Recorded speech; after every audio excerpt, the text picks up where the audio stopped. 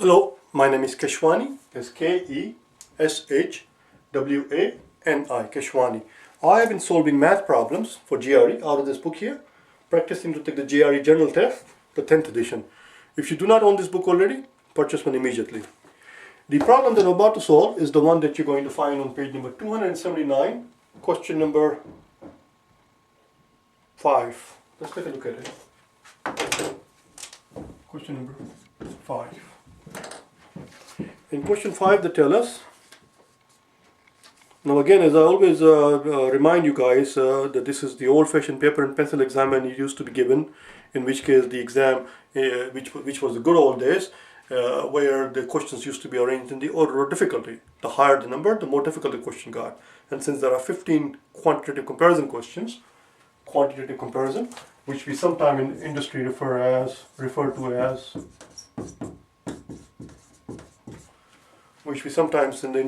to as quant comms. So if you hear me say quant comms, don't think that I'm speaking foreign language. No, we'll do that some other day. Quant comm means quantitative comparison, and there are 15 of them, which means the first 5 are easy, the next five from 6 through 10 are medium, and 11 through 15 are hard. This is number 6, or rather number 5 is getting into the medium territory.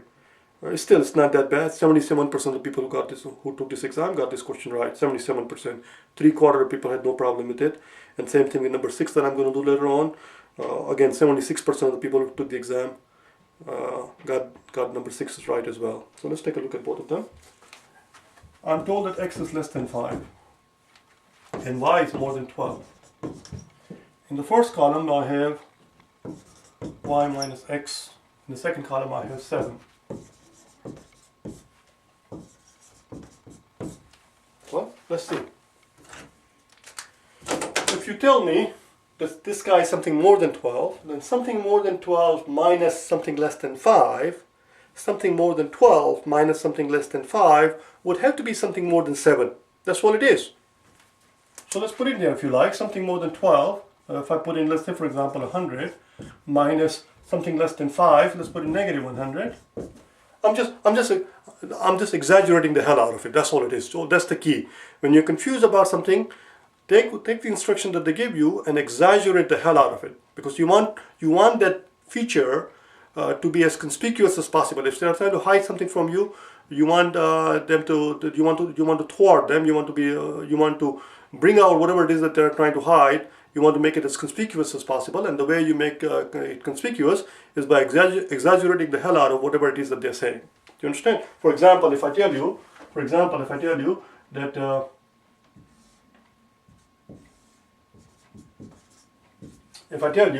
that BC is less than AC, here it may be difficult to see that BC is less than AC. So when I redraw it, here's my triangle, same triangle, but I'm going to I meant to say AB. BC is less than AB. This is what it says here. So here's my AB, here's my BC, and I can clearly see now that I meant to say BC is greater than AB. BC is greater than AB, and you can clearly see that BC is greater than AB. Whatever they tell you, redraw it and exaggerate the hell out of it. That's the point here, which is why I put there negative 100.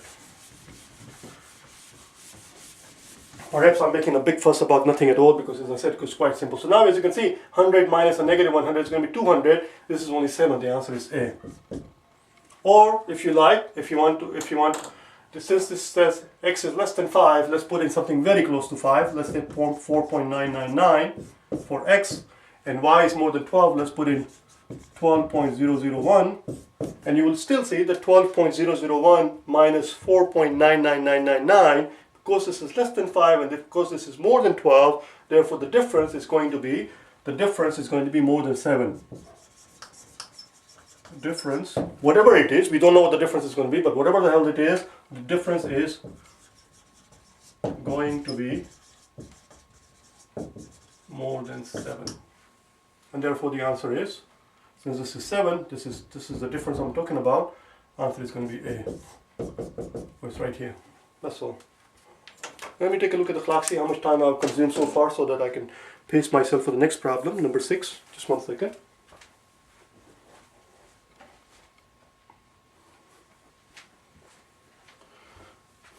When I first started doing these problems for the GRE, in the very beginning from the exam number 1, this is exam number 4 by the way, I'm on this page number, page 279. There are 7 exams in it. I'm on exam number 4 right now, I have 3 more to go. When I first started out with exam number 1, I went back and forth for the longest time, which question number should I start with? Should I start with question number 1 or should I just do the last 5? I was contemplating doing the last 5, 11 through 15. Then I said to myself, maybe I should do the medium and the hard ones, 6 through 15, only 10 of them. And then I said to myself, what the hell, let's just do all of them, even though the first 5 are very simple. Because one never knows, maybe sometimes even in a simple question, sometimes somebody gets confused if it deals with some concept that you have not had, not have come across in many moons, as we say where I come from. Anyway, so that was the end of number 5. Let's take a look at number 6.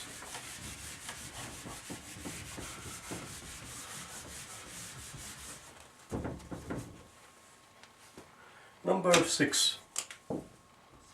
Number 6 is again quite straightforward. The only thing that you have to understand in number 6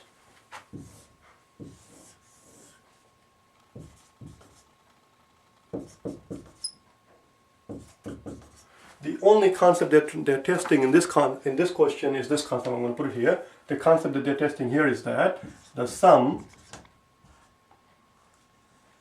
S-U-M, sum of all the angles in any triangle,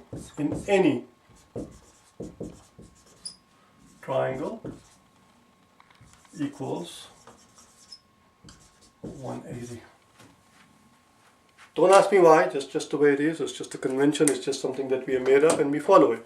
Just you're asking somebody why do this, some of the angles in a triangle add up to 180 would be akin to asking somebody why are there 60 seconds in an hour. That's just the way we created our universe around us. There are 60 seconds in an hour, not a 50 seconds.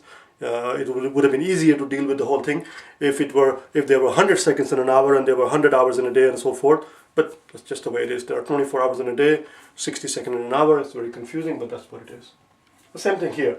A triangle has 180 degrees. The sum of all the angles in a triangle. How many angles? Of course 3. Which is why it's called triangle. Triangles, 3 angles.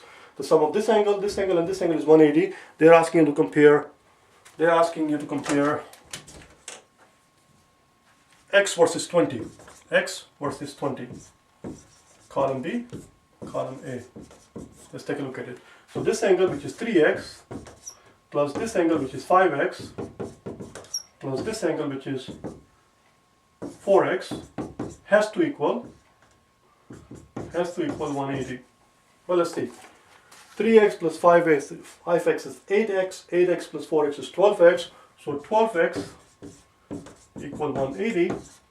Divide both, not 120x, rather 12x equal 180. Divide both sides by 12 to get rid of this 12 here, and therefore x would equal, well, 12 goes into 18 one time, and then 18 will have 6 left over. 18 will have 6 left over after you have taken 12 for a mid, and 6 will join the 0, become 60. 60 goes into 12 5 times. So there you go, your x equals 15. Since x is 15 and this is 20, 15 is less than 20, the answer is B. That's all. That's all it is. I hope you found it helpful. If you wish to get hold of me for personal private tutoring, face-to-face tutoring, or over the internet or over the telephone, please get hold of me. If there is anything that I can help you with for the GRE or GMAT or SAT for that matter, or I also do the math tutoring and other college level subjects and so forth. But anyway, get hold of me if there is anything that I can do for you. Go to my website at www.for4gre.com and send me an email, alright? Or you can send me an email through www.keshwaniprep.com. Okay? Thank you.